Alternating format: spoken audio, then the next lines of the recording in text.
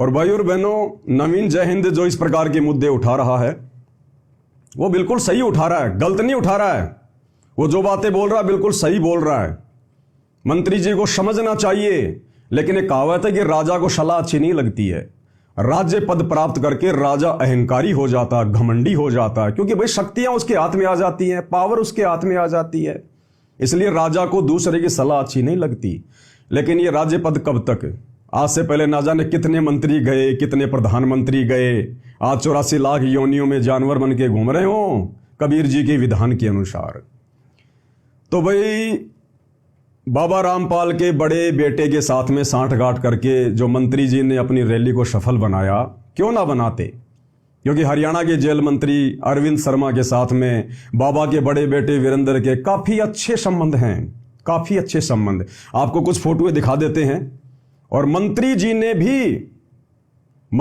ने भी अपने चैनल पर इस बात को स्वीकार किया है कि बाबा रामपाल के भक्तों ने, बाबा रामपाल के बेटे ने बीजेपी को ज्वाइन कर लिया और खुल्लम खुल्ला बीजेपी सरकार का सपोर्ट कर रहे हैं। थोड़ा सा देख लेते हैं, कुछ तस्वीर हैं। ये तस्वीर आपके सामने है भाई और बहनों। ये हरियाणा के जेल मंत्री अरविंद शर्मा जी, ये बाबा रामपाल का बड़ा बेटा वीरेंद्र, ये बाबा रामपाल का छोटा बेटा मनोज। और देखिएगा मंत्री जी के साथ में किस प्रकार से गोष्ठी कर रहे हैं, फोटो खिंचवा रहे हैं। इससे ये साबित होता है कि इनके पहले से ही अच्छे संबंध हैं, बहुत अच्छे संबंध हैं इनके। यानी जिस गंदी राजनीति से बाबा रामपाल जी का 36 का आंकड़ा रहा है, आज बाबा रामपाल जी की गैर हाजिरी में काल प्रेरणा से बाबा रामपाल का परिवार, उनके बेटे राजनेताओं के तलवे चाट रहे हैं, तलवे उनके उपग्रह बन के घूम रहे हैं, उपग्रह बन के। आगे एक तस्वीर और देखिए। ये भाई और बहनों फेसबुक का पेज है डॉक्टर अरविंद शर्मा, और ये पोस्ट इन्होंने की थी 25 मई 2024।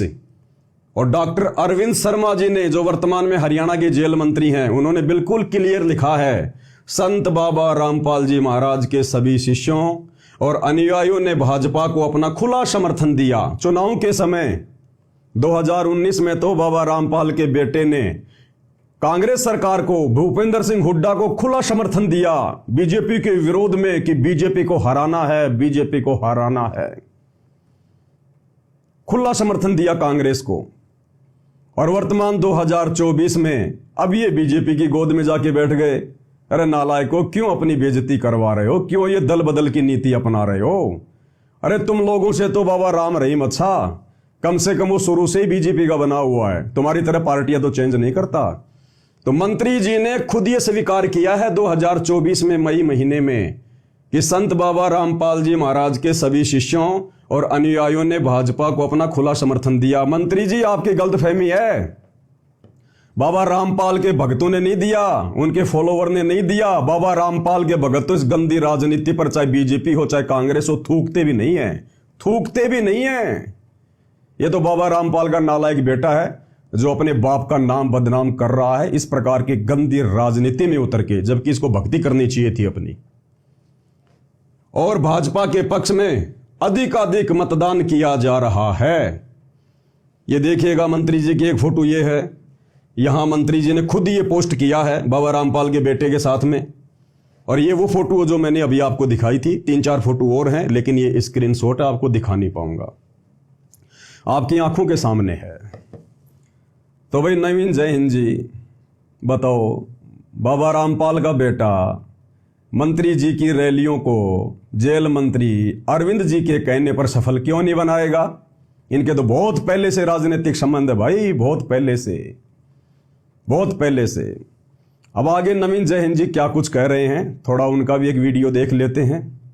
कुछ बातें जो वो थोड़ा स्पष्ट रूप से नहीं कह पाए, थोड़े सबूत वगैरह नहीं दे पाए, नहीं जो है वो दिखा पाए, तो आपको सबूत भी दिखाएंगे। भाई और बहनों, मैं एक बार फिर से स्पष्ट कर देता हूं, मेरा इस गंदी राजनीति से, राजनेताओं से कोई लेना देना नहीं है। लेकिन जबरदस्ती मेरे पूज्य गुरुदेव भगवान सतगुरु रामपाल जी को इस गंदी राजनीति में उनके नालायक बेटे के द्वारा घसीटा जा रहा है, जो बदनामी का कारण बन रहा है। इसलिए मेरा बीच में बोलना अति आवश्यक है, वरना आज से पहले मैंने इन राजनेताओं पे कोई वीडियो नहीं बनाए। हमें कोई लेना देना नहीं, हम तो इनका मुंह देखना भी पसंद नहीं करते, मुंह देखना भी।